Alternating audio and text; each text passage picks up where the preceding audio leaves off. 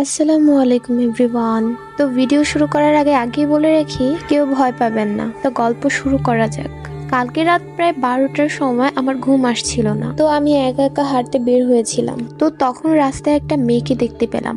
বাইরে তখন একটু জোরে বাতাস বইছে। বলে রাখি, তখন অমাবস্যা রাত ছিল। মেয়েটাকে প্রথমে ভূত ভেবেছিলাম, কিন্তু পরে ভাবলাম হয়তো সেও আমার মতো হাঁটতে এসেছে। মেয়েটার চুল ছিল ছাড়া অবস্থায়, বাতাসে উড়ছিল, ভালোই লাগছিল দেখতে। তাই আমি কথা বলার জন্য চেষ্টা করলাম। অনেক সময় ধরে দুজন গল্প করতে থাকলাম। কথার মাঝে জানতে পারলাম তার নাম নাকি মেঘা। আমি তাকে বলে উঠলাম, আচ্ছা তুমি এত রাতে হাঁটতে বের হয়েছো কেন? মেঘা বলল, প্রশ্নটা তো আমার করার কথা, তুমি এত রাতে বাইরে কি করো? আমি বললাম, আমার ঘুম আসছিল না, তাই হাঁটতে বের হয়েছি। মেঘা বলল, তুমি কি জানো না আজকে অমাবস্যা রাত? আমি বললাম, হ্যাঁ দেখেছি তো। মেঘা বলল, আচ্ছা তোমার কি ভয় লাগে না? আমি বললাম, কেন লাগবে? মেঘা বলল, এখন যদি কোনো ভূত এসে তোমার গলা টিপে ধরে? আমি বললাম, ভূত বলতে কিছু হয় না।